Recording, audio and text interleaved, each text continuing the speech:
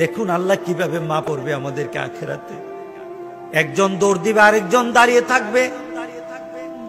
যে দৌড় দিবে তারে বললেন এদিকে আয়, তুই দৌড় দিলি আর সে দাঁড়িয়ে থাকলো, দুজন দুইটা নিয়ম পালন করলি, ব্যাপারটা কি? দুজন তো পাপী, দুজন তো দুজকি। আমি অর্ডার দিলাম, একজন দাঁড়িয়ে থাকলি, আরেকজন দৌড় দিলি।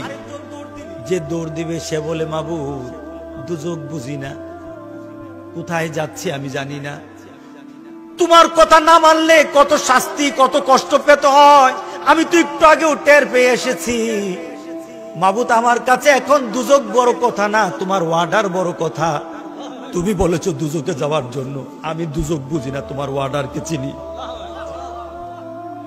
তোমার ওয়ার্ডার না মানলে কত বড় শাস্তি হয় এইটা অনুভূতি আমি পেয়ে গেছি। আমি দুজক বুঝি না গো মাবুদ, তুমি বলেছো যাওয়ার জন্য, আমি দুজকেই পরে যাব, এটা আমার চাওয়ার বিষয় না। বুঝলাম তুই আমার কথা মানবি, তুই দাঁড়িয়ে থাকলি কেন? তুই দাঁড়িয়ে থাকলি কেন? মাবুদ তোমার কথা না মানলে কতটুকু কষ্ট তিলে তিলে টের পেয়েছি দুজকে পড়ে। মাবুদ দুজকে আবার যাব, মনটা চায় না। তোমার হাবিব আমাদেরকে জানিয়েছেন, তুমি তোমার হাবিবকে জানিয়েছো তুমি নাকি ভালোবাসাকে 100টা ভাগ করেছো, 100টা ভাগ করে 99 ভাগ নিজের কাছে রেখেছো। একটা ভাগ গোটা পৃথিবীর সকল মানুষের মধ্যে তুমি বন্টন করে দিয়েছো, এক ভাগ থেকে একটু একটু করে সবার মধ্যে বন্টিত হয়েছে। সবার মধ্যে তুমি এটা বেটে দিয়েছো, সবাই এই ভালোবাসা পেয়েছে। এতটুকুর ভালোবাসা কি পর্যায়ে হয়ে যায়, মানুষ মানুষের জন্য জীবন দিয়ে দেয়, জমিনের জন্য জীবন দেয়, একজনের জন্য আরেকজনের জীবন দেয়।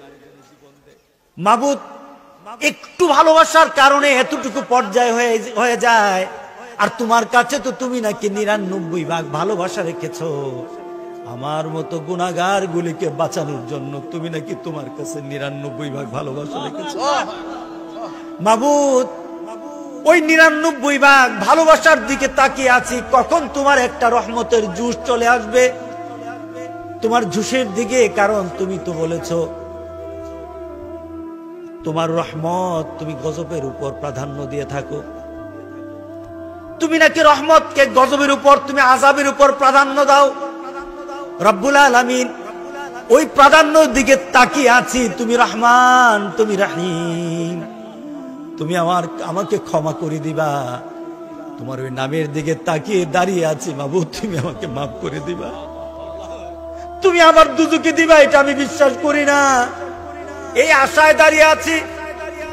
আল্লাহ সুবহানাহু ওয়া তাআলা বলেন, বান্দা তুই যেটা করেছিস এটা তো আমার রহমতের আশা, তুই যেটা করেছিস এটা তো আমার ওয়ার্ডারের কথা, দুজনেই পালন করেছিস আমার কথা।